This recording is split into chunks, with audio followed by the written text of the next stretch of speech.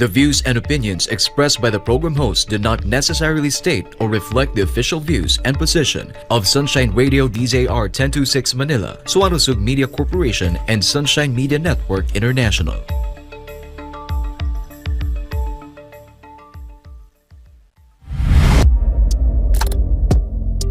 Sa bawat sulok ng bansa, may kwento, may boses na nais marinig.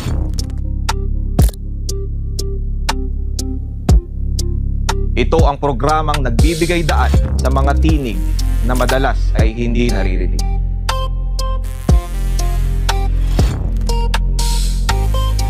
Sa bawat usapan, sa bawat opinyon, ang kapangyarihan ay nasa kamay ng mamamayan. Sa panahon ng ingay at kalituhan, may mga tinig na kailangang pakinggan. Ang espasyo ng bayan, ang entabladong walang kinakatakutan. Vox Populi, ang boses ng bayan.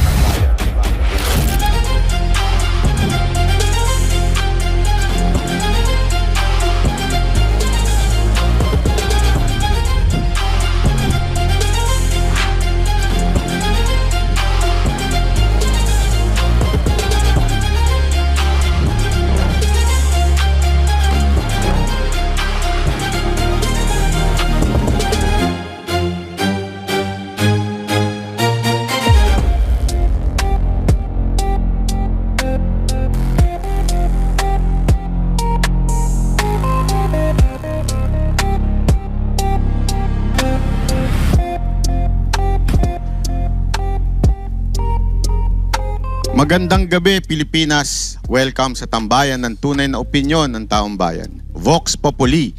Dito, boses mo ang bida. Sa bawat episode, sisilip tayo sa pulso ng publiko tungkol sa maiinit na usaping pambansa. Mula politika, pamamahala, hanggang buong direktang makakaapekto sa buhay ng bawat Pilipino. Layunin ng Vox Populi na maging tulay ng tunay na boses ng bayan. Isang lugar kung saan ang bawat Pilipino ay may espasyo para magsalita, magtanong at makialam. At ngayong gabi, kami ang inyong mga host. Ako si Paring RJ. Ako naman si Master Judea. Ako naman si Banat Bay.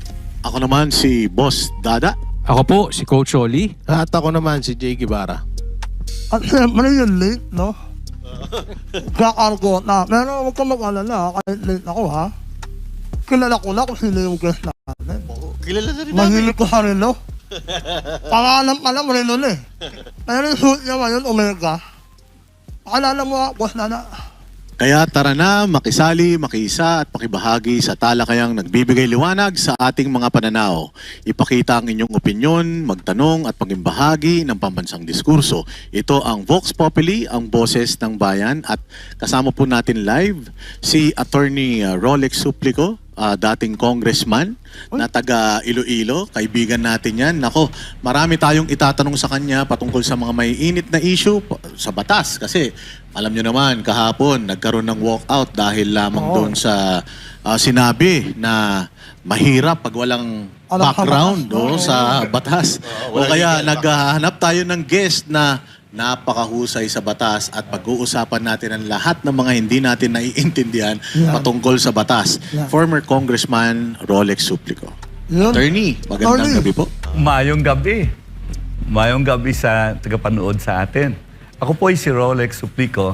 Dati po akong board member ng probinsya ng Iloilo, representing District 5, 95 to 98. 98 to 2007 for 9 years. Kongresista po ako. Again, representing District 5 ng Iloilo. 2007 to 2010, Vice Governor po ako ng probinsya ng Iloilo. At nahinto po yung aking political career. For 15 years, nag-practice po ako at nagnegosyo ako. Noong nakarang taon po, ay tumakbo ako bilang board member, again, ng District 5 ng probinsya ng Iloilo, at mapala rin po ako. So ngayon po ako ay board member po ng District 5. Nako, napakalalim pala ng experience ni Attorney Rolex Suplico, at dati naman siyang napapanood dito sa SMNI. Pero ngayon nagbabalik siya at gagamitin Oo, talagang maraming itatanong yung mga banateros patungkol sa mga kaganapan ngayon at saka noon. Kumpara naman natin, Attorney Rolex, kung noong panahon ninyo bilang kayo'y congressman, ano ang kaibahan ngayon sa mga nakikita nyo sa mga dati nyong kasamahan ng mga congressman? Well, una po, no, pork barrel. Nung panahon po namin, 70 million pesos lang ang pork barrel every year. At every year po, pinapublish yan sa isang newspaper of general circulation. Nalala ko, bulletin eh. Yung 20 po, para sa soft. Yan po ay para sa mga scholarships, mga gamot, no? Seminars. Yung 50 million po ay pang hard projects. Barangay hall, daan. Yan po yun. At isa pa po, no? Masabi ko po na ang panahon namin, tunay ang oposisyon. Ang akin pong, nung tatlong terms po ako sa Kongreso, first 2 terms ko po, ang aking minority leader ay si, kung naalala niyo po, si Kaloy Padilla. Kaninong administrasyon to? Noong una po kay ERAP, 2 years o 3 years, no? Tapos napalitan po siya ni GMA hanggang all the way na. So si Kaloy Padilla po, ang aking minority leader nung first 6 years. Nung last term ko po, 3 years, ang minority leader po ay walang iba kundi si Chis Escudero. Okay. Pero masasabi ko po na nung araw, tunay ang minoriya sa Kamara. Okay? Tunay po, ang mga kasapi namin nung kilala nyo, sina Butch Aquino. Ayun yun, no? Sina Baham Mitra. Sina Rafi, yung ano sa Muntinlupa. Pero noong panahon nyo po, powerful na ba ang mga party list representatives? Hindi pa. Ngayon, Ngayon powerful sila. Ganito po, no? May mga jokes noon eh. Kumain na kayo sa South Lounge, baka maubos ang party list eh. Yun ang mga ano no. Pero marami akong kaibigan sa party list, pero hindi sila ganun ka-powerful. Halimbawa, hindi ko makikita noon na ang party list representative ay maging chairman ng Committee on Appropriations. Sila pa maingay, ano? Or member sila ng Commission Appointments. Hindi ko makikita, ha? Pero siyempre, nag-evolve eh. Nag-evolve. At ang latest na rinig ko, tinatraffic daw yung helicopters nila eh. Kasi baka magbanggaan. Sobrang dami na. Isa lang ang helipad eh. So, attorney, yung sinasabi nyo na dati, binabalita o ginadyaryo yung pork barrel, ngayon talagang wala na. Wala na. Gayon po, no, hindi natin, noong 2013, si Greco Bellica, alam natin yun, no, nag-file ng kaso sa Korte Suprema to declare yung pork barrel system, yung tawag ng PDAF, Priority Development Assistance Fund, unconstitutional. Alam mo, sumangsang-ayon sa kanya ang Korte Suprema. Dineclare yun unconstitutional. Bakit? Kasi, nainak na yung batas eh. Batas na yun eh. Congressman ka o senador ka, wala kang pakialam eh. Yet, nag-identify sila ng mga projects to be funded by the pork barrel system. So, after ng legislation, wala ka na magawa eh. Batas na yun eh. Gaan na yun eh. General Appropriations Act. So, kaya dineclare unconstitutional. Ang problema, after declaring it unconstitutional, ano nangyari sa pork barrel? Nahinto ba? Hindi po, nagtago. Pinalitan lang ng pangalan. Hindi nga natin alam yung pangalan eh. Nalaman lang natin ang pangalan noong December of 2025. Allocables pala. Tapos, non-allocables. Sa amin noon, may pork bar, PDAF, tapos over and above. Yung sobra mo, yung malakas ka, 70 million, may sobra ka pa. So, sobrang laki po pala ng itinaas. Kasi nung panahon ninyo, yung nakukuha nyo, 70 million lang. Ngayon ata, parang may umaabot ng 1.5 billion, 2 billion. So, On the napakalaki average, po ng parang diferensya. 1.5 billion eh. Emphasize natin na letter B yan ha, hindi yan M ha. Ganon kalaki. Noong panahon po ninyo, in terms of yung power ng Speaker of the House, kasi parang ngayon, itong dating Speaker of the House natin, si Martin Romualdez, sinasabi niya na wala siyang kinalaman sa kung ano ang galaw ng Congress patungkol sa budget, ng appropriations chairman. So, naniniwala ba kayo doon? Or nung mga panahon ninyo? Ganito po, no, hindi ako naniniwala. Traditionally, ang speaker kontrolado ng presidente. Pinipili niya eh. Yes. Sa kasaysayan natin, isa lang ang hindi pinili ng presidente, si Manny Villar. Kaya lang, wala na magawa si si ERAP, mag-speaker na ito eh. So, inadapt na lang niya si Villar.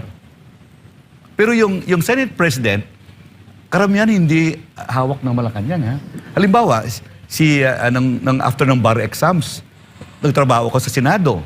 Ang Senate President doon, si Jovito Arsalonga, hindi naman siya kasama ni Cory. Pero siya ang Independent siya eh. Oo. So, ganun ha. Ngayon, hindi naman ako naniniwala na ang dalawa yun ha, committees ha. Una, accounts. Accounts, pera ng House yun. Oh, sino nilagay ni Speaker? Asawa niya, si Yeda. O na, questionable kasi sabi ng iba, 4th term ka na eh. Pinaresign nila sa party list, nagkaroon ng 4th term eh. Pangalawa, appropriations. Pag speaker ka, may bas-bas mo yun. Kung anong gagawin niya doon, dadaan sa'yo. So attorney, kasi nungalingan yung sinasabi ni Romualdez na wala daw talaga siyang kinalaman. Ang may hawak daw doon si Saldico lang at saka yung speaker na sinabi niya na si Chis Escudero. Sagutin ko sana, tell ito the Marines, no? Kaya lang may 18. Pero, attorney, dati ba, nangyayari na rin itong mga regaluhan dyan sa Congress? Katulad ng, halimbawa, impeachment. Tanungin natin, sa history sa history, ni attorney sa Congress, normal ba yung impeachment? Gaano karaming impeachment na yung na-experience ninyo Ayun. Okay. sa 9 na taon ninyong pagiging congressman? Binibilang ko 5 impeachment proceedings 5? ang sinalihan ko eh. Pakarami. 5. Ganun karami, no? Una, kay Mercedes Gutierrez, ombudsman. Pangalawa, kay Añano Desierto, ombudsman din. Pangatlo, kay Comelec Chairman Benjamin Abalos. Nga ako mismo nag-file. Ako yung nag-file ng ano doon eh. Di ba yung back off? Back off? Ganun yun, no? Pangatlo, yung kay Chief Justice Davide at saka yung mga justices ng Korte Suprema, pinailan namin yun eh. Okay. Pang-lima, ito yung kay GMA. So lahat yan na-experiensyahan ko. At alam ko na walang impeachment proceeding sa 5 na yon, na walang hand ang Malacanang. So political lahat yun, yung 5 impeachment na na-experience Opo. mo? Hindi maaaring walang pakialam ang Malacanang. Kasi nag-uumpisa yan doon eh, nag-originate ang impeachment sa lower house. At hawak ng presidente ang speaker. Isa-isang hindi hawak ng presidente na speaker, si Manny Villar. Kaya si Manny Villar ang nag-endorse ng impeachment ni Erap. Hindi ba? Naalala niyo kay Abueg? Deputy Speaker Abueg? Prayer pa lang, diniretso na eh. Tinransmit na yung articles of impeachment. Pero pag ganyan, impeachment, anong tradisyon, anong usual na... Kasi narinig namin nung nakaraang interview mo dito, may Santa Claus kang nababanggit eh. Tama yun. Ano ngayong buwan? Mayo ngayon. Mayo. At sigurado ako dumating na sa lower house si Santa Claus. Ay, nako. In fact, may order na eh. Last week pa eh. Wednesday. Pero nangayayat ata na. Si Santa Claus? Oo, nangayayat. Marami pang bit-bit. Gayto ha. Nationwide, walang releases ang Public Works. Walang releases. Pero balita ko, yung magkakaroon ng releases. Pero yung nag-no sa impeachment, wala yun. Wala na. Anong bit-bit ni Santa Claus? Yan. Yun ang tanong. Anong bit-bit? Well, sa experience ko ha. Una, kung may appointments kang pinapalo up, baka makuha mo. Halimbawa, may hiningi kang judge, baka ma-grant na yun, baka i-appoint na yung judge mo. Hinihingi mo fiscal, baka makuha mo na. May gusto mo appoint director, baka makuha mo na. Ano pa? Projects. Projects, baka may releases yon. Ano pa? Pera. Nangyari yon. In fact, sinasabihan ko yung mga kasamahan ko rin, huwag mo na kayong magbigay. Maliit pa yung presyo. So nangyari yun nung panahon nyo? Nangyari yun. Na may mga perang involved? Nangyari yun. Ngayon, nangyayari din. Dati saan nakalagay yung pera? Ito, tarayin ko ha. Meron bang santo sa kamara? Santo, parang Diyos. Hindi ako naniniwala na nagbago na yung kamara eh. Ano bang traditional na pagtingin sa kamara nationwide? Hindi lang nationwide, buong mundo. Di ba sa Taiwan nagbabatuhan nga ng upuan? Yes. Pero attorney, ano yung nangyayari po sa Kongreso ngayon when it comes to impeachment? Ganito ba yung traditional na ginagawa o iba ngayon? Kasi parang sa sa Congress pa lang, guilty na ang ini-impeach nila. Halimbawa, si mga P.P. Sara. impeachment impeachment proceeding sa Kamara na mas nanalo yung no? Alam mo, Sa experience ninyo, sa 5 na yun, lahat tumuloy? Hindi. May sinyalis sa Malacanang kung ano yung takbo eh. Oo. Halimbawa, yung dinismiss ng Justice Committee, yung impeachment laban kay BBM, di ba? Hindi naman ako naniniwala na dinismiss yun dahil naniniwala sila na totoo yun. Hindi naman ako naniniwala doon. Bago dumating, no? Pag-file mo noon, bago dumating doon sa Justice Committee, alam na natin yung hatol. So, sa madaling salita, tanim impeachment yon. Kasi walang may basbas yung executive, may basbas ang presidente. Siya ang pinapa-impeach. So yun nangyari ngayon, tanim. Mahirap paniwalaan na bumoto sila dahil sa merito ng kaso Bumoto sila dahil sa kumpas ng Malacanang. Yun ang tingin ko. Yun ang nangyari noon. At hindi ako naniniwala na magbabago yon. So yung palaging interview ni Marcos Jr. na wag nyo na ituloy ang impeachment. Ano lang yan, sayang sa oras. Palabas lang niya lang yun. Alam mo, matagal ko na narinig sa 5 impeachments na sinamahan ko, ang linya ng Malacanang, wala kaming pakialam dyan. Sila. Executive branch kami, legislative branch kayo. Trabaho nyo yun, bahala kayo dyan. Pero sa baba yun, may gumagalaw. Kaya pala, attorney, kung matatandaan natin, nung panahon ni Pangulong Duterte na ini-impeach si Leni Robredo, nung sinabi ni Pangulong Duterte na wag niyong i-impeach yan dahil binoto ng taong bayan yan, hindi talaga din natuloy ang impeachment kay Leni. So ibig sabihin, kung ipapa-stop ni Marcos Jr. yung impeachment kay BP Sara, kayang-kaya niya pa rin gawin. Kaya.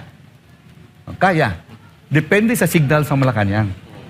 So nasa kanya talaga lahat, attorney. That's correct. Yun ang paniniwala ko. At hindi ako naniniwala nang babago ang kamara, ha? Yung mga pangalan niyo, pare-pareho lang So, attorney, yung sinasabi yung Santa Claus, ibig sabihin ba masaya sila pag may impeachment? Oo. Maramdaman mo ang saya sa kamara sa 5 impeachments na sinamahan ko. Naging importante ka Bigla na lang nililigawan ka na Naalala ko yung impeachment ni Erap doon sa South Lounge, may upuan doon. Hindi ko na-mention yung pangalan Pipirma ka lang, may sobre ka Nako. Doon mismo sa South Lounge. Buti dati sobre lang Ngayon, paper bag Maleta. Ganun lang yun Ganun iba na Oo. Ano yung regalo ni Santa Claus? Maleta. Maleta ko Sobre pa Well, lang. sobre pala nung araw mahal na kasi pera nun no? Guys, meron yung history, di ba? Una na, sobre lang. Pangalawa, expandable folder. Pangatlo, di ba, attache case, naalala mo? Yung tanong nga ni Matandang Revilla, magkano ang laman ng attache case? Tinitimbang ang pera nun, ano? Diba? Tinitimbang. Attorney, personal lang alam lang to Sige. Nakatanggap ako Sa oposisyon ako nakalaban ka Wala. Nasiro nga ako. Nasiro ako sa projects. At ito ang mangyayari ngayon sa bumoto ng no. Zero din. Pero attorney, magandang laban na yun kasi almost 2 years na lang Tapos na. In fact, may personal ka nangyari sa akin Yung kaso ng tatay ko, natalo kami sa Korte Suprema dahil pina-impeach namin yung... Nakulong ka, attorney? Hindi, civil case. Tatay ko yung may hawak. Attorney, dati ba may gipitan na lang katulad ng nangyayari ngayon? Halimbawa, opposition ka. Kinakalaban mo yung majority. Nagkakaroon ba ng gipitan? Kasi ngayon matindi. Mas brutal ba noon Mas o ngayon? brutal ba noon o kaysa ngayon? Pareho lang yan. Oo, meron. Kailangan, buo ang loob mo pag sumama ka sa oposisyon. Buo ang loob mo pag nag-no ka. Buo rin ang loob mo pag mag-yes ka. Halimbawa, yung impeachment ni Erap, habulan ng boto noon Sina Mike Defensor noon. Hintayan yun liligawan talaga yun Kailangan buo ang loob mo. Itong malipat tayo doon. Yung dati bang mga senador, iyakin din. Kasi itong nangyari sa Martin 11, di ba, nag-walkout sila. Nangyayari din yan. First time may nag-walkout na ganyan. Parang first time ko nakita kami noon, nung impeachment ni GMA, sa Justice Committee, tumayo kami, nag-walkout kami. Tinapon ko pa yung papel Nalala nyo? Ginanon ko yung papel noon Attorney, naalala ko na. Yun. So, mas brutal dati. Mas brutal. Sa House yun, sa House.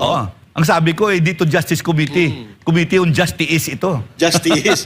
Pero ngayon, nakikita mo parang nag-iiyakan na sila. Katulad nung kahapon, kung ano-ano nang pinagsasabi na nasa minority na sila, akala mo kung umasta, parang nasa majority pa rin sila. Parang sila ang bida. Well, ito sana, Alam mo, ang Kongreso, ang dyan, yung nagbibitbit ng Kongreso, ang Senado.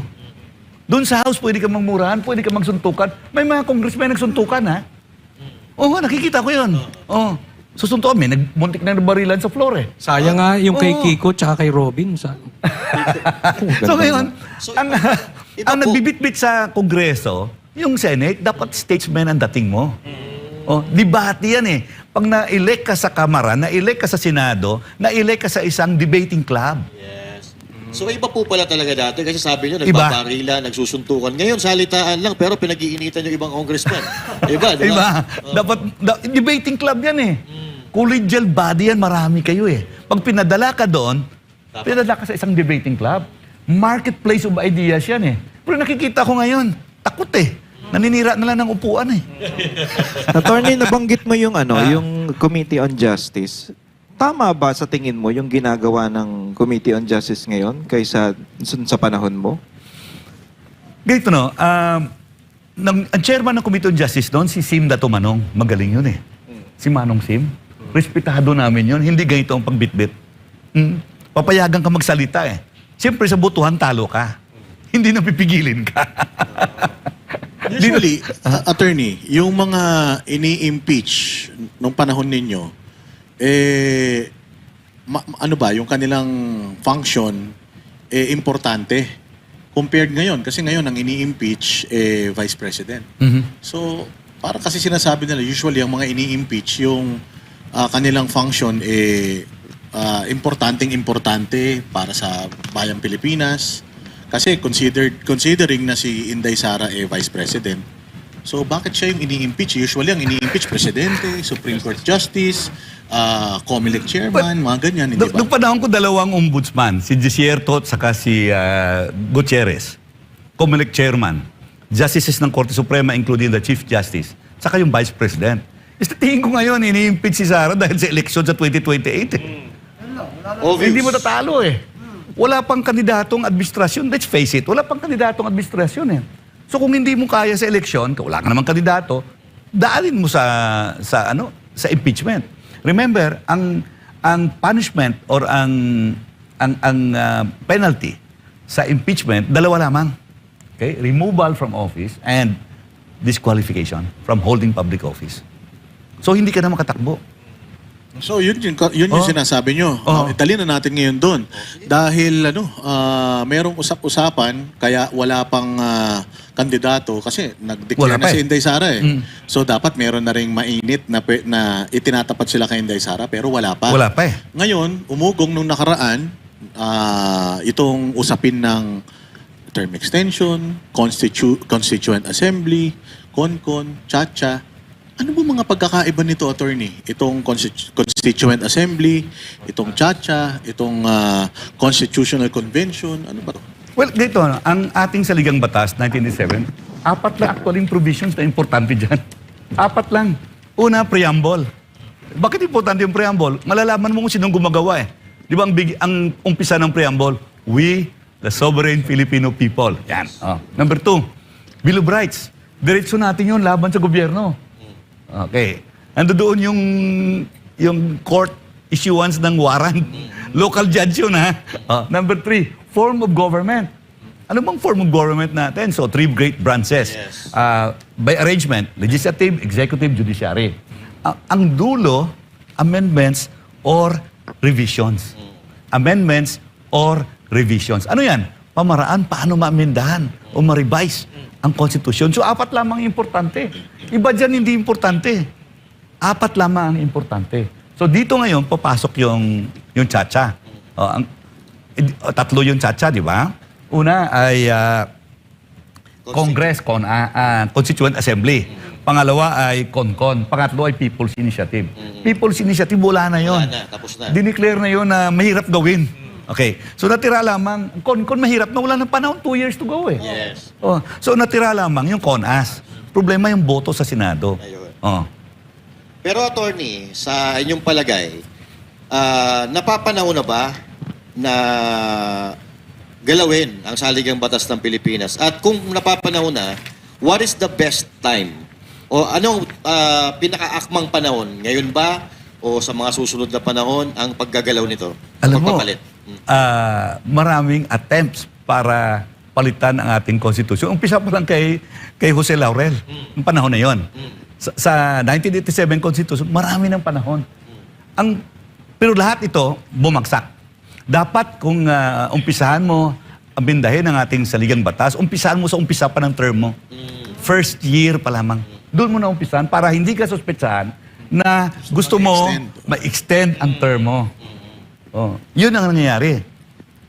Pero ano po yung... Maaga sila nagsimula. Yung People's Initiative 2023, nag-start na yun. Pagkaupo nila Doon na nga lumabas yung tambalustos Sa initiative Hindi, actually, ito ang National Unity Party nag-file noong November 12, 2025, House Bill number 5870, calling for a CONCON.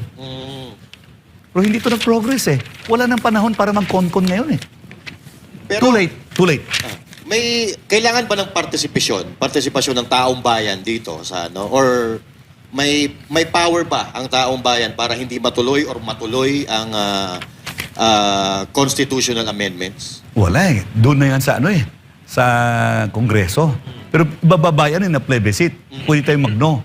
Pero wala nang panahon yan 2 years to go, wala na Ang akin lamang sinasabi, 2 taon natira, wala na yan Kung ikaw presidente ng bansa natin, and any president ng bansa natin, kung sino magsaksid, dapat isipin mo kung anong legasiya na mabigay mo sa Pilipinas. Hindi mo isipin na dapat i-extend pa ang term mo o proteksyonan ang sarili mo. Ano ba ang legasiya mo? Sa 2 taon na natira, wala ka ng legasiya. Yan yung pag-iisip ng normal. In fact, ito po, ang pwede na lang gagawin, pinag-usapan din namin ng mga kaibigan ko, ang pwede na lang gawin, targetin niya at linisin niya ang Pilipinas. I-surrender yan yung kanyang pinsan buo. Yun, believe tayo. Believe tayo, Alam mo rin, Atty. na... Ang problema. Kasi problema dito, ilan tayo dito? 1, 2, 3, 4, 5, 6, 7, 8. 8. Sa 8 tayo, sino ba naniniwala na inosente siya?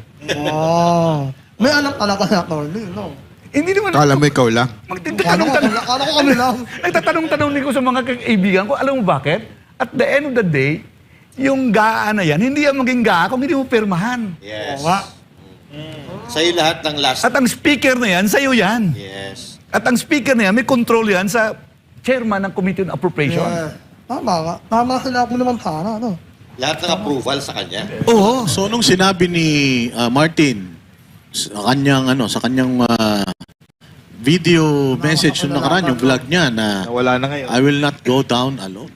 Ibig sabihin, talagang admission yon na may kinalaman yung kanyang pinsan. Sinabi, approvals, no? Pagpasa ng budget, GAA na yan, General Appropriations Act. Babato mo na yan sa executive. The executive will now execute that budget. Implement it. No sabi ng Constitution, executive power is vested in the President. Ano ba executive power? The power to implement laws. Ang GAA, batas po yun. I-implement mo yan. Ibibid mo yan.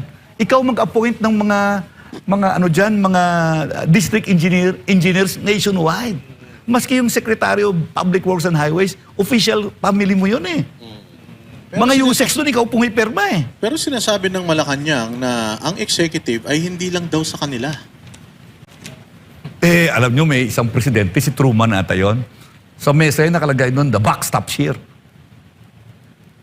The buck stops here. Ibig sabihin, kung ano nangyari dyan, ako yung nasisihin. Yes. Sinungaling talaga. Ngayon, umiiwas. The buck stops there. Oo. Kasi ang sinasabi niya, nakakapag-release daw. Stops here, di ba? Starts here. Starts here. Ang nagre-release daw ng budget, DBM, nang walang approval ng presidente. Posible ba yun? Bata mo yun, yung official family mo yun Di ba? Again, hindi ako makasabi na tell it to the Marines, Kasi may marinong involved doon sa Ngayon, Atty., pinapalabas nila na ang isa pa daw na mastermind si Chis Escudero po daw. Hindi daw si Romualdez at hindi rin daw si BBM. So ano pong masasabi niyo doon? Ito nung panahon ko, may BICAM, member ako palagi ng BICAM. Pero may small BICAM. Ang big BICAM, 12-12 yun. No? 12 sa Senado, 12 rin kami. Doon palagi yan sa PhilCOA. Sa mga Bisaya katulad ko, ang tawag doon, pilkwa. Pilkwa. Pilkwa. Pero yung small Bicam, doon nagmi-meet yun sa Lamesa Dam. At karamihan na ano doon, si Mike. Si Mike, mo tanungin mo si Mike. So alam na alam din ni Kong Mike. Yung Alam na yun. Parang 4 na lang sila. So dinidesisyonan nila ang budget ng Republika ng Pilipinas, pati yung aming pork barrel. So kasama si Senator Cheese sa small cam? Nandoon siya eh. Nilabas ni tawag ito ni Martin yung transcript yun. Nandoon yung present eh, nandoon siya. Pero sinasabi ni Martin, hindi siya kasama sa small committee. Hindi siya kasama. Pwede ba Pero yun? bata yun Si Saldico. Saldico. Pwede bang si Saldico ay hindi susunod? May cellphone ngayon eh, gaganon ka lang hindi boss. Ito gawin natin, pwede ba? Pero hindi po ba na tulad ng sinabi ni BP Sara Duterte na si Saldico lang at saka si Romualdez ang nagdidesisyon? Sa tingin niyo po ba may alam pa yung iba pang naandun sa small? Ganito no, pag kihad ng budget, wala pa yung graph doon ha. Allocation na ng mga senador, allocation na ng mga congressmen. Okay? Wala pang graph doon. So ang tanong ko, kailan ba nag-umpisa yung graph? Okay, siguro sa bidding, bata ko yung district engineer, pabid ko doon. No? Tawagin ko siya, o ipapanalunin mo si contractor A. Pag pinanalo si contractor A, then may graph na, kasi fixing na yun eh. Kung sino mo nanalo, dapat hindi ganun mangyari. Pero kung nagawa yon, tapos na yun doon. Umpisa na ng graph. So, dito sa taas, dito pa lamang sa Bicam, wala pang ganon. Unless may intention ka talaga na nakawan. Di ba? Pero ako pinipresyon ko regularity ha. Pero ang congressman, kontrolado mo ang district engineer mo eh. Papalitan mo yung pwede. Kung sinong gusto mo eh. So more or less talagang congressman, hindi mga senador. Ang senador ganon din. Nakita natin sa Bulacan, no? Kasamang senador. Di ba?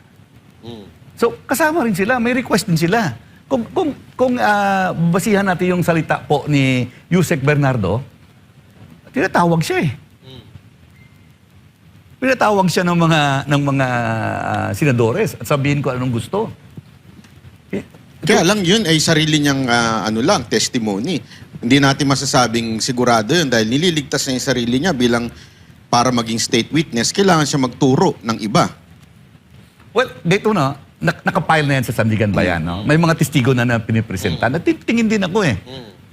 Parang yung ebidensya na kompleto eh. Pero of course, hindi pa natin alam yun kung ano yung decision later on. Pero isang district engineering office lang yan ha. Ilan kaya? Bawat distrito may sariling DEO eh. Hindi ko alam kung ano nangyari sa ibang DEO. Alam ko sa distrito namin sa Iloilo, maraming flood control eh. Nakikita ko rin eh. So, attorney, kung nandun pala lahat yun sa papel, ba't hindi tinuturo ni Bernardo si Romualdez? Bakit yung senator lang? Hindi ko alam kung may dealing sila. Hindi ko alam. Ang gusto ko lang sana noon, matutuloy yung investigasyon. Nahinto, di ba? Remember? Ang hanggang tayo sa, magkano ba? 1.4 trillion? Yun ang huling bilang na ninakaw eh. Di ba? Up to job, nahinto na eh. Hindi ko alam kung bakit nahinto. Ako nanonood sa Senado. Pero sana sa panibagong administrasyon, sino ang chairman ng Blue Ribbon? Si Iya Cayetano. Sana matuloy. Para malalaman natin. Hindi po ba kayo nagtataka na ngayon ang makakasuhan ay yung mga katulad nila Majority senators. mga majority senators. Tapos hanggang ngayon, yung napaka-obvious naman, yung dating Speaker of the House na si Romualdez, abay, parang wala pang malayang namamasyal. Samantalang yung mga senador, sila pang nakakasuhan ngayon. At yung ikakaso pa kay Romualdez ngayon, bailable. Malupit yun. Nagtataka rin ako. Yung pagtatataka ako, bakit walang congressman na pinatawag sa Senado? Nagtataka rin ako doon. Malay mo, ayun. Yun yung in-expect talaga natin sa bagong liderato. Naalala niyo yung pangalan ng isang congressman sa Leyte, Veloso, na mention doon sa listahan ng mga drug lords? Alam mong ginawa niya, pumunta sa Senado, doon sa investigasyon, at umupo siya, humingi siya ng pahintul para magsalita siya, para i-clear yung pangalan niya. Wala na tayo nakikitang ganun eh. Halimbawa, katulad nila Di ba nalala Guardiola. nyo? Tulad nila Guardiola na may mention din.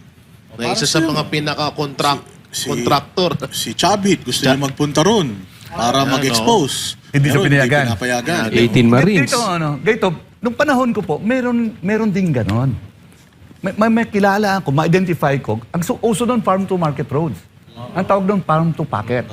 May umiikot eh. Kikita ko yun na umuupuan ka, tapos kausapin ka gano'n. Uupuan ka, kakausapin ka eh. Farm to ano po? Farm to pocket roads. Hindi ko na alam kung ganun pa rin. Hindi ako naniniwala na nagbago, ha? Baka mas lumala pa.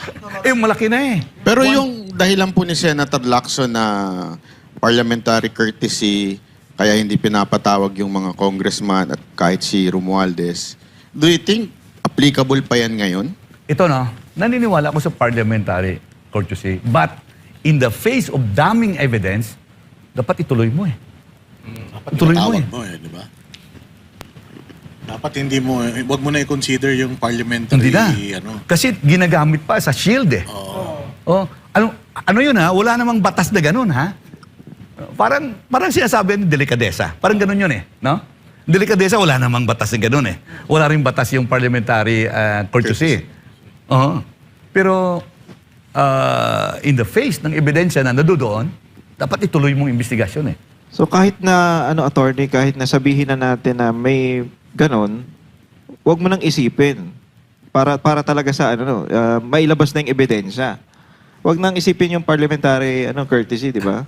Well, at the end of the day, binoto ka ng taong bayan eh. Answerable ka sa taong bayan eh. Unahin mo yung taong bayan. Binoto ka doon eh. Do you think may nililigtas si Senator Lacson? Hindi ko alam. In the end of the day, gabi na.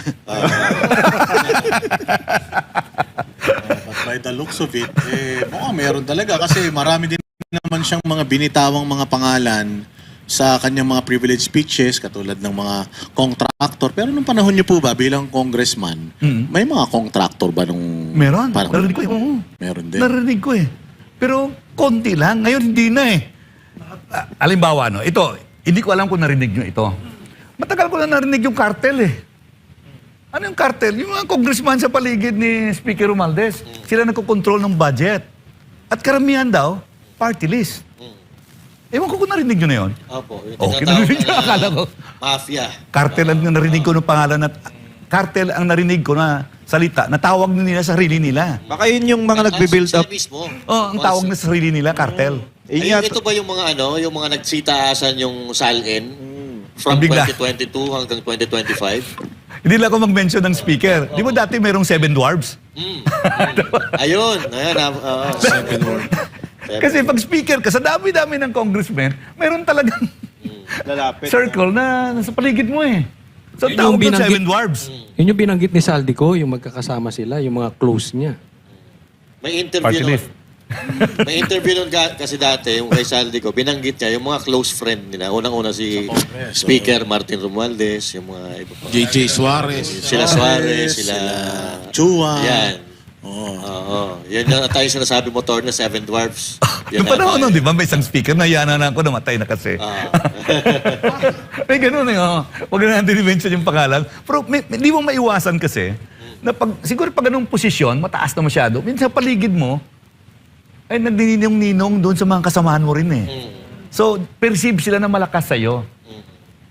Totoo naman, pag pumasok ka sa speaker's office, iba yun ha. Doon sa second floor yun eh. May malaking hall doon.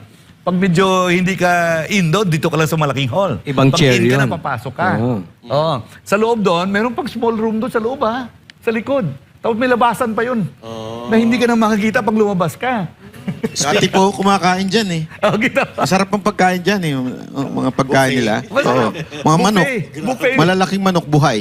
Mga buhaya yung mga nandun. Ay, buhay pala eh. Kaya pala eh. Pero, Tony, parang nabanggit ata yung pangalan mo dito sa pinag-uusapan na CONAS eh. Parang Okay. nabanggit Sige pa, ni Lito Banayo, yung pangalan ninyo. Parang nandun ka ata doon sa meeting. Totoo po ba yun? Paano ba?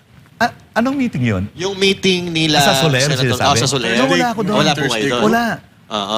Ang member po ako ng Thursday group. At every Thursday, nagla-lunch kami. Minsan nag-abroad kami para mag-lunch lang. Pero hindi na nangyari ngayon. No? Hindi na nangyari kasi tumanda na karamihan eh. May mga namatay na ng members eh. Halimbawa, si Butch Aquino, wala na. Si Jake Mkasait, wala na rin. So itong Thursday group na binabanggit ni Ping Lacson, kasama ka pa doon? Kasama ako doon. Kasama pa rin. Tomorrow pupunta nga ako, kakain ako. Nandito ako sa Maynila eh. Hindi po bang makisama kami? Makilunch din kami Pwede ko doon. sabihin doon sa Paano nabuo yan? Paano po nabuo yung Thursday Dito po group? no, ang Dati in-invite sa na... That's Entertainment lang namin alam yan. May Monday group. Kasi panahon ni Coach Oli. Ano yung That's Entertainment? In-invite Kasi mo ako. inabot ko na yung yung ang TV na eh. Si Coach Oli umabot sa That's Oh, Entertainment. grade 1 ako nun. Tabing ilog ako. May Monday, Saturday, di ba? So yung Thursday group, paano ka nabuo yung Thursday group? In-invite lang ako na pumunta. So, kasama, alam mo sinong isang kasama dito na kilala nyo? Yes. Didagin Dilanggalin. Patay na eh. Si Tito Soto. Member ba siya doon? Hindi siya. Bakit Patay nandun siya? na. Parang hindi ko siya nakikita doon eh. Una ka. Hanggang Sabado yun. Thursday group. Baka ibang club yun. Ibang club. Pero ito nga Thursday group, paano po ito nabuo? In-invite lang ako, mga 2,000. Tagal na. So nakakain lang ko doon. Tapos maganda ang naman. mga ano nito, ano ba yan? Parang fraternity ba yan? Hindi Brotherhood naman, ba hindi yan? naman. Hindi ba ito golf club? Hindi. Ako, by the way, Sigmaro ako ha. Si Manny Zamora, Sigmaro din. Ilang palo yun sa Thursday? Sumama ako sa Sigmaro nung sa UP ako. Itong mga nakaraang mga Thursdays. Hindi ako naka-attend kasi busy ako sa Iloilo. Kailan po nung huli kayong umattend doon? Patagal na, mga 2 buwan siguro, 1 buwan. 2 buwan, last month. Sino mga nandoon? Hindi ko alam kung sino na doon nakaraan. Bukas pupunta ako, so malaman ko. Ayun. Tawagan ka namin, Baka wala Tony. nang pumunta dyan. Hindi, pupunta na masarap pagkain doon. Pero usually, anong nagaganap doon sa loob ng Thursday group? Nagchichismisa, nag-uusap ng gano'n, oh. Politics. Mamag Puro ko. politics. Mamag ko. Walang radyang doon. Hindi, pinag-uusapan nga daw nila yung golf. Ganun pa eh. Nagkakaraoke kayo doon. Wala. Kain lang, kain. So si Ping, nakikita niyo po doon. Nakikita ko. Ano kadalasan ginagawa ni Senator Ping? Nag-uusap lang. Sa huli May na... kasama ho ba siyang boyfriend? Lalaking kaibigan? Wala. Negative. Matipuno. Wala. Ito, attorney. Alam niyo yung kilala ko si Ping matagal na. Lalaki talaga. O talaga. Hindi. No, negative. Denied. Wala. Hindi ganun. Ito, attorney. Attorney, ano po yung masasabi nyo doon sa sa paglalabas ni Lito Banayo ng information about dito sa CONAS na kinuwento daw sa kanya ni Ping Lacson. Sa tingin nyo ba? Actually, nalilito na nga tayo dyan sa CONAS. Ano po ba yung CONAS? Paki-explain nga po in layman's term kasi Sige. sabi nga po ni Marcoleta, mahirap pag wala kang background eh. Sa legal batas background. eh. Oo. So, Sige, ito yun, no? CONAS? CONAS, Constituent Assembly. So, nasa general rule rin ang tawag natin, CHACHA. Charter Change. Sa Charter Change, 3 yan. Diba? CONAS, CONCON, or PI. Yung PI, People's Initiative. Hindi yun, hindi yung blank ina. Hindi yung gano'n, ha? Pero wala na yun. Sinabi ng Korte Suprema, mahina ang batas natin. Wala na yun. Sa ilalim ng Santiago versus Comelec. Yes. Yung wala na yun. Okay. Nagkaso. Kaso yan na decided 1997. So natira na lang CONAS. CONCON, wala na rin panahon. Too late the hero. Yes. Wala na. CONAS na lang. Pero ang CONAS, kailangan mo ng 3/4 vote of both houses. Voting 3/4 separately o Yun pang jointly? question kasi ang Constitution hindi sinabi kung voting separately or voting together. Siyempre, ito no, ang senador palaging hindi sasama sa lower house. Dami nila Ang eh. tingin kasi nila, mas mataas sila. So, voting separately yan, mag-i-insist sila dyan. Panahon pa ni JDB, sinasabi yun na, sumama na kayo sa amin. Sa Hindi, personal senador- opinion mo, separately? Separately. Kasi ibang senado eh. Pero sa tingin nyo, kung halimbawa, yung majority, yung team ni Tito Soto, sa tingin nyo po ba papayag sila na mag-vote ng parang magkasama? Jointly? O jointly? Hindi. Oo. Ang mga senadores ay hindi papayag na kasama mo yung congressman. Mataas ka na eh. Kahit majority may gusto, tapos yung minority ayaw, hindi pa rin matutuloy. Hindi pa rin. Alam mo, buntik na yan nangyari ha. Panahon ni Pimentel Nograles. Constituent Assembly. Yung Senate Resolution number 10 ay meron pong 16 na senadores ang pumirma. Muntik na nangyari. Pero hindi rin natuloy. Failure pa rin. Muntik na kasi 16 na senadores ang nag-back up ng Senate Resolution number 10. Pareho siya ng sa House na tumawag sila na magpalit. Yun ang economic provisions ang pakay. Economic lang. Oo. So yun naman talagang ano eh, nung ang publiko po ay napupuno kasi ang hula, baka naman i-extend yung sarili nyo. Nagkaroon naman talaga na term extension sa umpisa eh. Meron. Oo, so nilihis nila, hindi economic provisions na lang. The problem is, pag inopen mo ang Constitution, open everything. Yes. Pero, Hindi mo mapigilan. ito po, kung halimbawa nagkaroon ng CONAS, ito bang mga kasalukuyan ng mga politiko natin, o pwede, senador, congressman, kasama ba sila sa may extend o yung susunod pa na Congress? Well, ang narinig kong offer daw, i-extend sila eh. O pwede po ba yun kung pag-uusapan natin yung batas? Hindi, kailangan i-amend mo muna bago mo extend. Hindi pwede i-extend tapos Extend amendment. Hindi Oh, Amend muna. kasi meron naman talagang legitimate na sinasabi Halimbawa, ang senador, at large eh. Hindi mo makita ang senador eh. Di ba? In fact, sa Senado, ganito nangyari. Tanungin ka, saan ang project mo? Ang project ko sa Mindanao. Pagdating sa Mindanao, tanungin, saan ang project mo? Sa Visayas. Pagdating sa Visayas, saan ang project mo? Sa Luzon. Congressman, pag tumayo sa distrito, akin yan, akin yan, akin yan. Kaya alam mo kagad na ang flood control sa kanya. Kasi doon sa distrito niya. Distrito niya. Di ba? Sa Senado, iba. Kalat. Di ba? Kalat eh. So, ako in fact ako, supportive ako sa idea na dapat ang senador elected by regions. Para may loyalty. Yes. Walang loyalty. Akala ko kaya hindi nyo makita yung senador nag-walk out. Pagro kayo doon sa ano? Sa attorney? walkout? Hindi. Yung walkout. Yung mga nag-walkout, sana nga wag na mag-walk in. Okay rin naman. Hindi, ganito May tinanong ako, pwede ba sila makompel bumalik? Yes, for purposes of quorum. Supported yan ng rules of the Senate. Exactly, attorney, yun nga ang ayaw Sergeant nila. at Arms, pwede. Quorum eh. In fact, I will go further Kung ginagamit mo palagi yon, para sa akin, disorderly conduct yun Yes. Pwede ka dalhin sa ethics committee. Pwede na nilang gawin ng gawin yan. Halimbawa, mabaliktad. Yung makuha ulit nila yung leadership. So yung minority na bago, pwede rin mag-walkout na lang na mag-walkout pag may mga hindi sila na pagkakaintindihan. Hindi maganda tingnan. Diba? Pero lalo na yan, pag malicious Halimbawa, ayaw mo na ng quorum, gusto mo na nulabas. Doon lang kayo. Doon lang kayo sa hallway. Until mabigyan ang gusto nyo. Mapagbigyan ang gusto nyo, wala na yon. Ito ang tanong, attorney. Sabi mo, may basbas ang Malacanang sa speaker. Pero sa Senate, meron din ba? Kasi parang lumalabas ngayon, ang basbas nasa minority. Alam mo, ang napupuna mo, yun din ang napupuna ko eh. Na ang minority, pro-BBM. Kasi wala pang kandidato kung sino eh. Pero yung majority, pro-Sara. Hindi ko rin maiwasan na ganun ang isipin eh. Di ba? Well, sinasabi nila, wala daw din changes ang leadership ng Senate nang walang kumpas ng Malacanang. Sabi nga rin nila, this is the first time na nagkaroon ng Senate leadership change nang walang kumpas ng Malacanang. Kaya ginaganito yung Senado ngayon, ginugulo. So, hindi ba Martin 11 to o BBM 11? Bulaga 11 yan. Bulaga Kasi 11. yung BBM na eh. Kasi wala na si Martin eh. Yes. Wala na eh. Tapos na yung panahon ni Martin. Hindi ako naniniwala na si Martin ay magiging speaker pa uli. In fact, naniniwala ako ng tingog matatalo eh. As a party list kasi wala na siya eh. Eto, attorney, yung panggigipit ng ombudsman sa mga senador, lalo dito sa majority. Sa tingin niyo po ba ito ay basbasarado ng Politika Malacanang? ba talaga ito? Alam mo, iba yun Ito ang tingin ko from a lawyer's point of view. Depende sa merito ng kaso.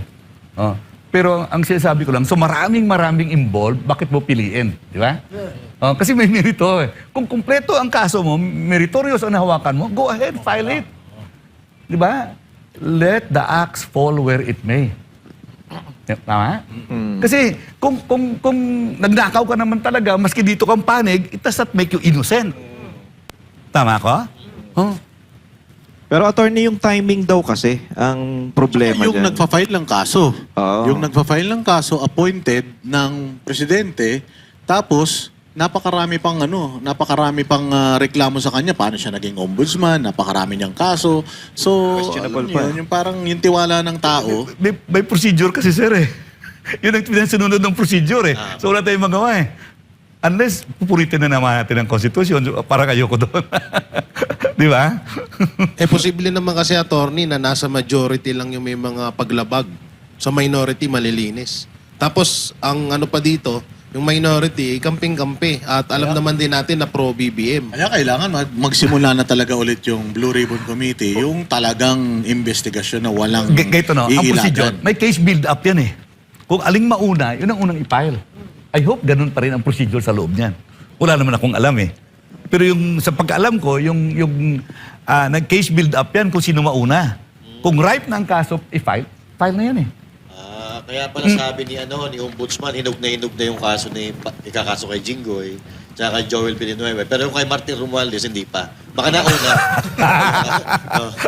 Ang matindi pa nga niyan, mas nauna pa kaming kasuhan kaysa kay Romualdez. Yun ang problema. Pero, Sige. itong kay impeachment ni VP Sara Duterte, now na iba na yung leadership ng Senado, do you think magkakaroon ng difference when it comes to the result ng Well, impeachment? alam mo, ganito naisip ko, may tinatanong din ako mga kaibigan ko, eh. Ang sabi sa akin, 13, eh. 13. O 13, pro Sara, eh. No, remember, hindi ito by na merits lamang, may politikahan ito. Kasi yan ang mga senadores na yan, kasama si Sara, kasama ang mga prosecutors, kasama yung mga congressmen na bumubuo na padala ng articles yung impeachment sa Senado, nahalal yan dahil sa politika. Hindi natin ma-divorce ang buhay nila from politics. They're there because of politics. So hindi natin, ang merito, hindi na masyado, may politika pa rin, eh. Puro politika. Politika pa rin. Unless ibato natin yan sa isang korte. Pero hindi korte ito, eh. Sabi ng ating konstitusyon, ganitong procedure, eh. Yes. Ano tayo magawa, eh? Katulad niyan, attorney, 13 ng majority, 11 ng minority. Hindi ba pwedeng tutulan ng Korte Suprema na yung mga nasa majority, wag sampahan ng, or wag tanggalin? Kasi parang may plano. May immunity muna. Parang may Parang ang hindi, Comelec, eh. it does not work that way. Ganito, lahat yan senadores, answerable lamang sa electorate. Ang babawat eleksyon, bababa ka sa electorate. So ang electorate mag-decide kung continue ka pa o hindi. So ang aking advice, pag bumoto tayo, piliin naman natin yung karapat-dapat. Dapat Pero- sabutuhan pa lang. Pabor ka sa video call. Okay kang mag-video call. Meron naman ng provision ng ganun, eh. At alam mo, bago nito, no, tinanong kasi ako ng kaibigang Admar, eh. Chinek ko, hindi ko lang makita yung current na rules ng Senate. Nakita ko yung previous. Merong teleconferencing, eh.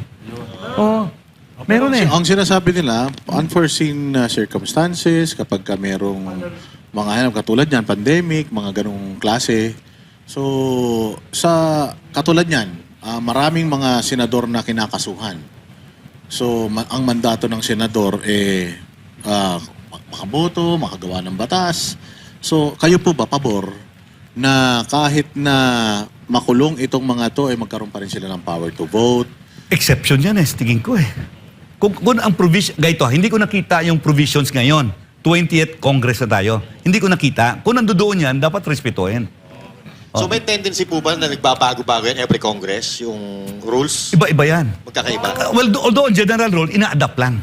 Adapt lang yan, oo. Pero nung general rule, pwede rin tanggalin. pwedeng tanggalin. Amendahan. Pero nangyari doon sa Senado, sa Senado at saka House, noong panahon ng COVID, nilagay yun, eh. Kasama So po hindi yun. ko alam kung tinanggal na. Kung baka sakali, kasi hindi ko makita kanina, walang panahon, no? Parang wala tayo nabalitaan na Kung tinanggal. meron ganon, sa tingin ko wala, eh. Kasi kung meron na, I don't think si Congressman Marcolita tatayo at ipapasok yun, eh. Ito kasi ang Diba? ginamit lang daw yung ganong procedure noong COVID. Pero kung hindi yung tinanggal, pwede pa rin gamitin kahit hindi COVID. Kung nandoon pa, pwede gamitin. Oh. Assuming nga doon pa, ang feeling ko pwede gamitin. Pero si Congressman Marcoleta is a lawyer. Yes. Tumayo siya, pinapasok siya, sa tingin ko wala na, eh. Pero ikaw Presumption ko lang I may be wrong. Pero ikaw, on your personal capacity, do you think okay na mag-teleconference sila? Kung halimbawa man ganyan, kasi marami talaga nag-iisip na weaponized ang ombudsman eh. O kasi ang lahat ng mga kinakasuhan ngayon at posibleng makulong, majority.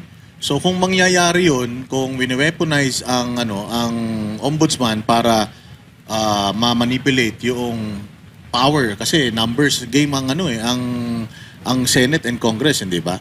So sa tingin po ba ninyo, sa personal na kapasidad ninyo, dapat payagan yung teleconference, yung voting remotely, ganyan. Sa tingin po ninyo, Sa akin personal? Sa inyong personal. Gusto ko makita sila na lahat eh.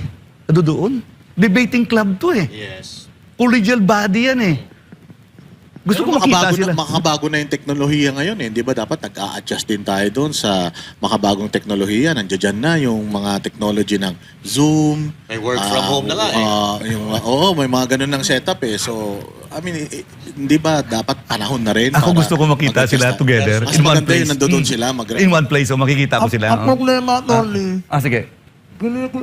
lahat ng mga nasa majority nga, kinakasuhan. Gusto makulong. Ay problema. Sabi ko nga, sa ombudsman, may case build-up. Kung ripe na yung kaso, sasampan nila. Kaya lang nga po, ang hirap magtiwala sa ombudsman eh. Baka yung iba kasi baka nilalagay ng kalburo para mabilis pa ito. Yun ang mahirap eh. Alam mo, problem. Hindi ito we just Hindi have pa, paano po, attorney, Sige. ilagay na lang natin for the sake of conversation or argument. Pinupolitika talaga ng ombudsman. Talagang tinatarget, sabihin natin ganon. So do you think, kailangan, na natin? Dito the ombudsman itself is subject to impeachment. Sabi ko nga, dalawa na yung ombudsman na sinamahan ko sa impeachment eh. Oh. But for now, hindi sila po pwede ma-impeach. Mahirap ma-impeach itong mga to dahil alam natin na riding in tandem itong mga to eh. Parang wala na. Guys, we have no choice except to trust, no? Yes. Presume everything is regular. Ang problema kasi, Torny, no? Kasi alam natin, may mga kaso, kinakasuhan nga itong majority. Siyempre, kung diba, makulong sila, senator pa rin naman sila. So, mawawala yung privilege nila para makaboto. Ngayon, parang ang magiging majority, yung minority, kasi sila yung mas maraming boto eh. Papasok naman doon sa sitwasyon. Workaround ang ginawa nila. Ginawa nilang workaround yun dahil nakuha yung sa kanila, yung leadership. Dito natin yung daan para tayo pa rin yung mga kapangyarihan. Marami. Di ba dapat ang batas, kung ano mo ng panahon, pare-pareho? Ayun na nga eh. So nakikita natin Ano mo parang... ng panahon, pare-pareho, di ba? Pagka ganyan ang sitwasyon Consistent. natin, attorney, yung CONAS na yan, matutuloy yan.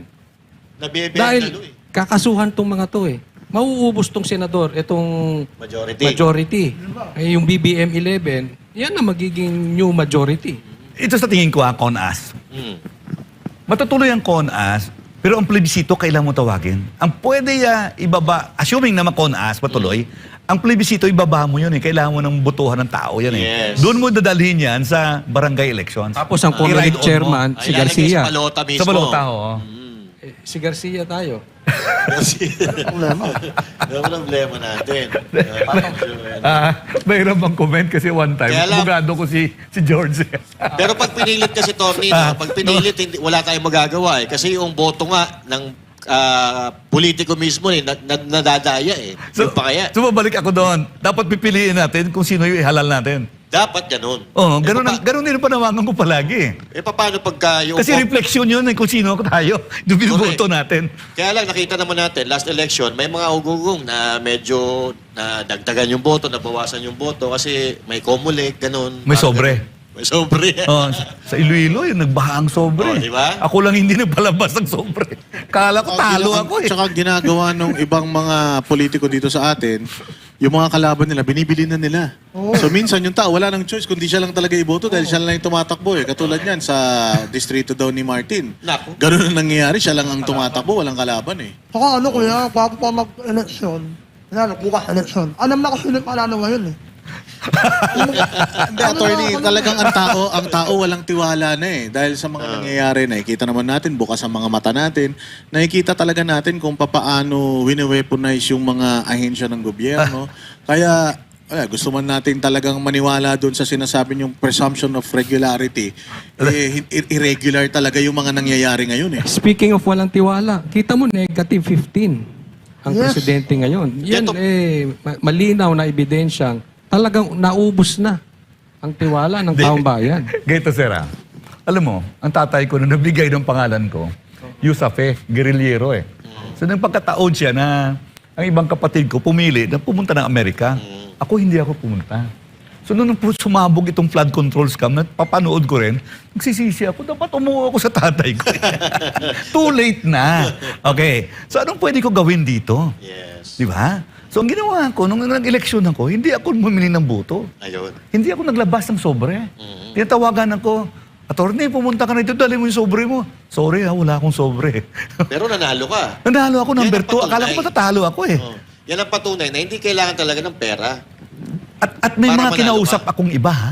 Nanalo rin na walang sobre. Nanalo rin. Wala Nanalo Hindi rin, pwede no? yan. Sa Noon Iloilo, pwede yan. meron pa. Pero ngayon, di na pwede yan. Uy, Yung mananalo ka Mayo ng lang walang yun. 1 year ago lang yun. May 12 lang yun. May 12. Oo, May pa ngayon eh. So nanalo kami. May pag-aasa pa siguro eh. Pero sa party list palagay ko, yan, mahirap yan. Hindi ko na Siguro alam. sa no? inyo, sa local. Board member lang, District 5 lang, isang distrito lang. The same district na tinatakbuhan ng district congressman. Oo. Ilan yung kalaban mo, attorney? Pagka-board Apat member? kami. Okay. Number 2 ako. Oo. Yung kaninang nabanggit mo, attorney, Sige, dun sa regional na senador, anong magiging benepisyo niyan? Kasi sa ngayon, 24.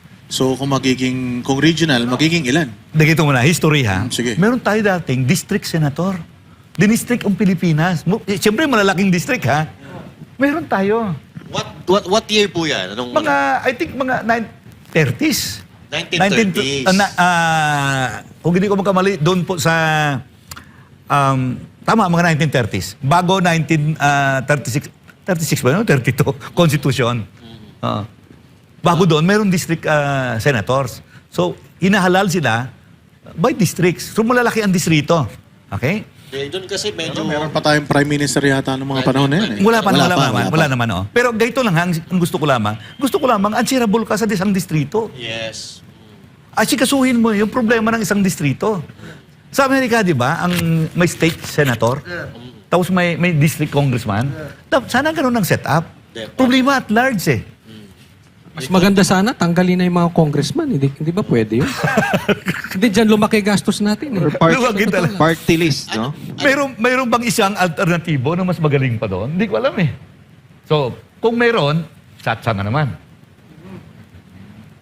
Grabe, no? Very dramatic Diba? ang politika natin sa Pilipinas. Kung mag-chat-chat tayo, paano natin mapipigilan ang term extension hindi ililift? Kasi sabi naman nila, kung nagnanakaw na nga yung 24 senador, dadagdagan mo pa ng Magnanakaw.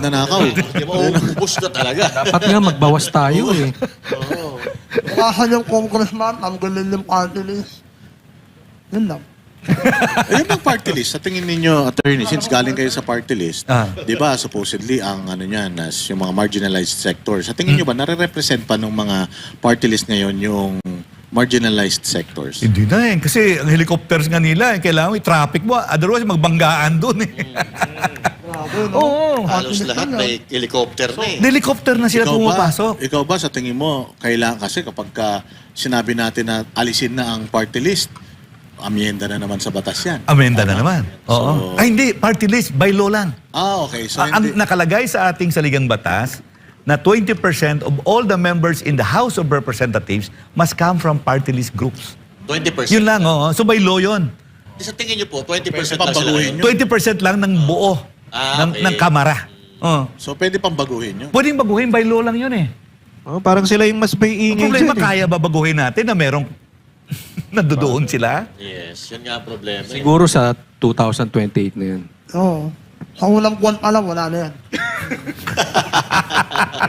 Papahuli na ng isang buwan. Nakasahog ka Hindi, na. kasi yun din ang problema eh. Di ba, halimbawa, o merong isang congressman tumayo, tanggalin na yung party list. Kahit party list siya, tanggalin na yung party list. Ang problema, boboto, congressman din eh. So, wala. Sila rin. Oo. Sila rin. Baka. Wala rin mangyayari, ano? Ang pumoto na lang, mga mayor. Well, itong isang suggestion ko Itong suggestion ko. Ibalik natin yung love of country as a subject. Dati meron tayong ganun. Dapat ganun eh. May ganun tayo eh. Meron pa tayong good manners and right conduct na wala na eh. Ngayon, wala nang love of counter, love of money na eh. Di ba meron tayong ganun dati? Wala na eh. Ito ako, suggestion ko, Ah, attorney. sige. Baka naman mali ako. Dapat mandatory drug test. Malaki matatanggal sa problema natin dyan. Adi, alam mo, in-implement yan noon, dineclare ng Korte Suprema unconstitutional kasi nagdagdag ka ng isa pang requirements to run for a public office. Ito, hindi to run. Panalo ka na. Nakaposisyon ka, dapat mayroon drug test. Kasi yung security guard nga may drug test, di ba? Driver may drug test. Kukuha ka lang ng yaya, may drug test. Tapos presidente, walang drug test. Pwede. Pwede. After the election, bago sa manumpa. Pwede By law lang siguro pwede yun eh. Or as a matter of policy, bakit hindi yun? Di ba? Eh katulad yan, attorney, may ano, 'di ba? May kautusan ng Korte Suprema na magpa-hair follicle drug test si Marcos Jr. Eh ngayon parang binabaliwala. Pinasasagot pa lang. Pinasasagot pala. Ano pong ano diyan? Ang sinagot nila, TRO. Oo, yun ang sinagot nila na hindi. Di basura daw. Basura. Yan, So tama po ba yung ginawa nilang yun? Well, ang feeling ko, pa-comment mo naman talaga ang respondent, di ba, kung mo desisyonan eh. So, sinunod na nila. Di ba, kinwestiyon ang health niya? So, isang tao nag-file ng kaso sa Korte Suprema, pina-comment din ng Malacanang eh. So, hindi ko alam anong takbuhan niya. Si Sir Jack, kinwestiyon din yung health niya eh. Kinasuhan siya eh. Kinasuhan ako, MPI. Kinwestiyon lang niya yung health. Sana maawa na kayo sa akin. Business nyo na. Ilang na ako nakakatulog. Alam mo ba na ang provision na yon ay bunga yon ng question natin nung araw sa health ni Marcos Sr. Remember? Remember? Tinitingnan natin sa TV, pag lumalabas sa TV si Marcos Sr., tinitingnan natin sa mukha kung ano nangyayari sa kanya eh. Kasi parang namamagana yung mukha eh. Senior yun ha, senior. Pero attorney, personal na tanong ulit. Sige po. Sa tingin mo ba gumagamit ng presidente natin? Sa tingin mo lang? Mag-presume na lang ko na regular, no? Na hindi siya gumagamit. In the absence of evidence that would point otherwise. Regular ang ginagamit. Ano kasi si attorney, abogado, mahirap eh. Ano, makakasuhan, no? Pero attorney, sa 9 years niyo po na sa pagiging Congressman. 9 years. Yung mga presidente noon, halimbawa, katulad niya, may issue na may sakit siya. Naglalabas sila ng mga medical ano nila. Ganito no, ang first 3 years, o first 2 years lamang, si Erap. Tapos na-impeach siya, nawala siya, in-assume ni GMA. So, ang entire 6 years ko, afterwards, 3 plus 6, 9, si GMA na. So, walang issue ng health. Wala. Si GMA na. Awa, hirap na 2 years lang, no? Sa usapin naman na ng ICC, siyempre, sige, abogado okay, po kayo, baka sakali. Ayan, tama po ba na ang ating mga kaso, yung nangyari, dito kanlang Pangulong Duterte, ang kaso dito naganap yung krimen, pero hindi sila nag-file ng case dito at nag-file sila ng case doon at sinabi mismo ng DOJ natin before na ombudsman na ngayon na hindi daw kayang litisin ng ating mga korte yung crime against humanity. Hindi, ang unang, unang objection ko yung test of complementarity. Hindi makapasok ang ICC sa atin kung ang ating korte ay nagpa-function. Yun dapat ang una, ha? So, tanungin ko kayo, ang korte ba natin ay nagpa-function? Sagot ko dyan, yes eh. Opo. Kami mga abogado, mga IBP, nagmi-meeting pa kami, nagsiseminar pa kami ng MCL eh. Yung mga kasama ng abogado, nag-a-appear sa korte, nagpa-file ng kaso sa courts, no? MTCs, RTCs, Court of Appeal, Supreme Court. So, open ang korte. Yes. And at the same time, yung mga kinakasuhan, nakakapag-file din ng affidavit. Yung judicial system ay tumatakbo. Hindi ko alam kung bakit pumasok sila. Ngayon, pumasok na sila. So, nasa warrant na tayo. Ito pong Section 2 ng Bill of Rights. No body shall be arrested except pursuant to a warrant issued by a judge. Local judge yun eh. Kasi may searching questions and answers pa doon. Di ba? Paano mo nalaman na searching questions and answers na ginawa doon sa ICC kung sabihin mo? Sikreto ngayong warrant nila. Yes. At ito sa atin, pagsampa ng kaso ng piskal, prosecutor, mukhang sikreto pa kasi hindi mo pa alam na nandun ka na eh. Di ba? So huhuliin ka lang ng pulis, saka ka mag-bail. Di ba? Pero nangyari dyan kay Bato, sa gitna na yan eh. Yes. Bakit sikreto pa? Di ba? Bakit kailangan i-unseal pa? And, Hindi ko maintindihan ha? example, kung yung kay Sir Jason sa din, nalaman na lang niya na may warrant of arrest nung uhulihin na siya. So, parang tama po ba yun? Usually, ganun talaga. Oo, pupunta sila sa iyo, pero alam mo na may investigasyon na nagaganap. O merong kaso, may subpina ka galing ng piskal, di ba? Lalabas yung warrant na yun kapag May nahanapan resolution. ka ng probable cause. May resolution. So alam mo, makakatanggap ka ng resolution na yun eh. Alam mo na talo ka dun sa kaso at umakyat siya sa korte kaya nagkaroon ng warrant of arrest. Pero ibig sabihin, yung paglabas ng warrant of arrest, malalaman mo katulad ng mga dati, alam mo na may warrant ka, pwede ka it's either sumuko ka o magtatago ka. Ngayon kasi, parang surprise eh. Paano ba yung Well, kasi foreign court eh. Hindi naman tayo, wala naman siguro si Bato na pupunta-punta doon, binabantayan yung... Di ba? Sabi nga daw, mag-wave ka lang, bawal eh. So, para sa akin, ang korte na sinasabi yun, ang judge na sinasabi, local judge yun, local court. Kaya lang, wala pang ng Korte Suprema eh. So, wala pang desisyon. So, ibig sabihin, ang ginagawa nila, unconstitutional talaga. Kasi may sagot din kasi sila eh sa kampo ni Senator Bato de la Rosa. Pero kung pagbabasihan natin yung batas, talagang ito'y labag sa batas yung ginagawa nila. Parang, Well, ang sabi daw, wala pang TRO. Diba? Pero hindi pa sila naglalabas ng main decision. So hindi pa natin alam kung anong desisyon talaga. Wala pa tayo. Hindi naman po nagtatago si Bato, di ba? Dahil nasa Malacanang po siya eh. Bato, maraming bato dun eh. Nagbabato nga yung mga tao dun eh. Iba yun. Iba yun. Sa akin, hintayin talaga natin ang Korte Suprema. In the meantime, dapat hindi mo na sa huliin. Kasi pag hinuli mo, padala mo doon, paano ngayon kung nag-decide ang Korte Suprema na hindi pwede i-implement ang warrant ng ICC? Tapos nandun na siya. Inapadala mo na doon. Hindi mo na ibabalik dito. Ito pa, let me distinguish between sa case ni Duterte, President Duterte, at kay Bato. Si Duterte, ex-president at the time. Yes. Si Bato, halal. Boses yan, bit-bit siya yung boses ng bayan kasi binoto siya. So dapat hindi natin i-deprive ang tao ng isang senador na hinalal ng bayan. Oh, more so. Second to. Imagine mo kung nagkamali ka. Pangalawa sa pinakamataas na botong nakuha ito. Di, tsaka ang sitwasyon ba na nagkamali ka, pinadala mo doon, tapos ang Korte Suprema nag-decide, hindi pwede i-implement. Entonces ka na eh. Speaking of Korte Suprema. Sorry na lang, oh.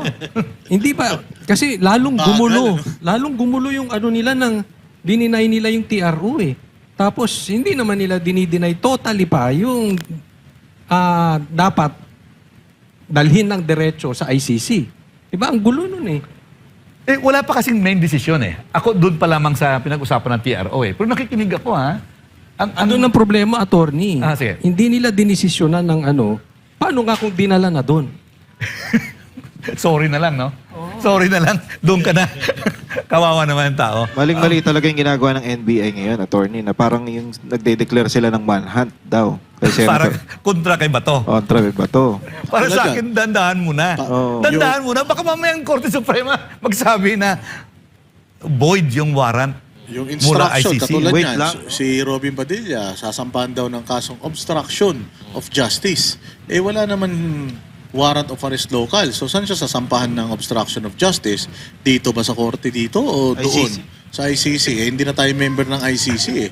So balik pa rin tayo doon sa issue whether or not a ICC warrant is valid here. So kailangan talaga desisyonan ng Korte Suprema para may guide tayo. Oo. Dapat bilisan na ng Korte Suprema, no? Yun ang sabi ni Jack eh. Ni Sir Jack. Bilisan niya na kasi makakagulo na. Hindi makakagulo na. Alam mo, may kaso alam mo yung Acho Castillo case? Yung taga-UST na Hayes na matay siya. Acho Castillo siya yun eh. Nakulong ngayon yung mga members ng fraternity sa Senado. Okay? Tapos nag-file ng kaso sila sa korte. Pero at the time nag-decide ang Korte Suprema, nakalabas na sila. Sabi ng Korte Suprema, desisyonan pa rin namin to para may guide kayo in the future. Pero yun nakalabas lang sa Senado, umuwi sa bahay nila. Ito pag pinadala mo doon sa The Hague, sa Netherlands, wala na, tapos na. Wala na. Same nung nangyari kay, di ba, kay Cheese. Ayaw nila yung forthwith na interpretasyon ni Senator Cheese. Yung pala, tama siya dahil inano ng Supreme Court na sinabi na tama yun. Diba? Ganyan, same situation. So the better action should be hold it off until a decision by the Supreme Court is rendered. Di ba? So dapat hintayin muna talaga. Para sa akin, hintayin mo muna yun kasi pinadala mo na doon. Paano ba makukuha doon? So sa madaling salita, Supreme Court, silyado na talaga yan. Wala ka na dapat magagawa eh. Kasi kayo dati sumunod kayo eh. Nung pag sinabi ng Supreme Court na hindi pwedeng ituloy ito, wala ka na magagawa. Doon sa kaso ng Korte Suprema na pinahal namin sa impeachment? Opo, kayo nga, sumunod kayo eh. Well, hindi ko alam, no? Ganito, sumunod kami. Para sa nanonood, no? Nagkagito yung nangyayari. Si President Erap, sumakay sa bangka, tumawid doon sa Malacanang Park. Okay? So, kinonstro yun na umakyat na si GMA, naging presidente na. So, si President Erap, pumunta ng Korte Suprema. Nag-file ng kaso, ibalik niyo ako kasi hindi mo ako nag-resign. Sabi ng Korte Suprema, hindi. Implied resignation. So, okay na yun. Until lumabas si Justice Panganiban ng libro na sinabi at tinuruan daw nila. Parang yung pagre-resign niya. Tinuruan daw nila. Parang may utos eh. Mag-resign ka na, parang gano'n. Pero problema doon, tinuruan nila si GMA paano maging presidente. Nung nag-file, sila nag-take out kay GMA, nung pinahil na yung kaso sa Korte Suprema, sila na nag-decide. So, sa paningin namin at the time, kailangan i-impeach ang mga ito. Bias sila. Yun na namin. They have violated the respective oaths of office. Yes. So, nag-file kami ng kaso. Tiniaro kami. So, wala kami magawa. Sumunod na lang kami. Dami natin natutunan kay attorney. Maganda siguro, magbigay na siya ng mensahe niya sa mga kababayan natin sa mga nangyayari sa Kamara at saka sa Senado. Ay, bigyan... Okay, magandang gabi po sa lahat. Ako po'y nananawagan sa atin. 2028, hahalal naman tayo ng mga lideres ng ating bayan. Pwede po ba?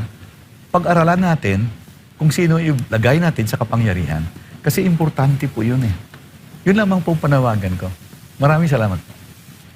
Maraming salamat Attorney Suplico sa inyong panahon. Katulad nga sinasabi namin, marami kaming natutunan dito. Kasi kailangan talaga may legal background. Matanong ko lang, huling tanong lang. Sige po. Yung bang statement ni ni Attorney Marcoleta, Senator Marcoleta, na kailangan merong legal background yung mga nagbabalangkas ng ating mga batas. Ganito po ang tanong ko, no? Isa sa mga iniidolo ko na kongresista, si Carlos Padilla. Sumunod ako sa kanya. Alam mo, nagulat ako nung nalaman ko, hindi pala siya abogado. From galing. Yan ba yung ng isang alcohol? Yung ba yun? Carlos Padilla? Hindi, pinsan niya yun. Pinsan? Pinsan niya yun. Tatay ni Shasha. Suhin ni Shasha yan.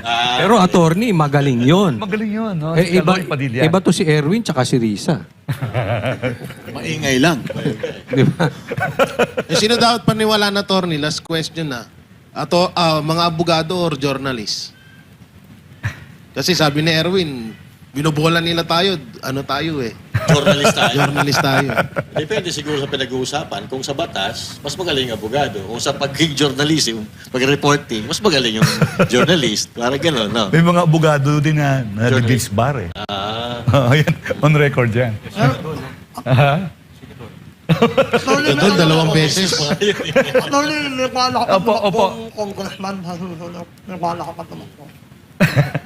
Meron din, pero siyempre kakayahan ko. Kakayahan ko, wala akong pera. Ang bakit ko may willing. Maraming salamat po. Attorney, good luck. Sana. Maraming salamat po. Magaling ka. Thank you very much sa pagpapaliwanag ng mga bagay-bagay, lalong-lalo na sa batas, con. Ang dami nating natutunan. Magagamit natin Dali, yan. yung payo muna ni Jack, kailangan may payo siya eh. Jack, Ano kahit payo mo? ayaw hingin yung payo mo, payuhan mo. Attorney, magmaging congressman ka uli. Galingan mo, ha? Galingan mo. Magmaging congressman ka uli, ha? Galingan mo. Kalabanin mo lahat. Okay? Maraming salamat po. Huwag kang matakot. Ano na Dapat talaga may hiwalay na segment si Sir Jack, no? Yung payo ni Jack. Panaginip ni Jay. Kasi kahit ayaw mo naman ng payo niya, papayuhan ka pa rin niya. Magaling. Maraming salamat. At dito nagtatapos ang episode ngayong araw ng Vox Populi, ang programang daluyan ng tunay na boses ng bayan. Abangan ang susunod na episode, alas 6 hanggang alas 8 ng gabi, dito lang sa SMNI. Vox Populi, ang boses ng bayan. Ayun!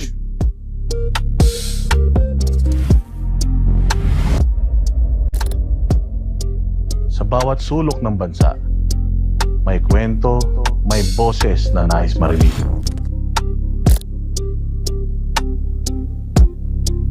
Ito ang programang nagbibigay daan sa mga tinig na madalas ay hindi naririnig.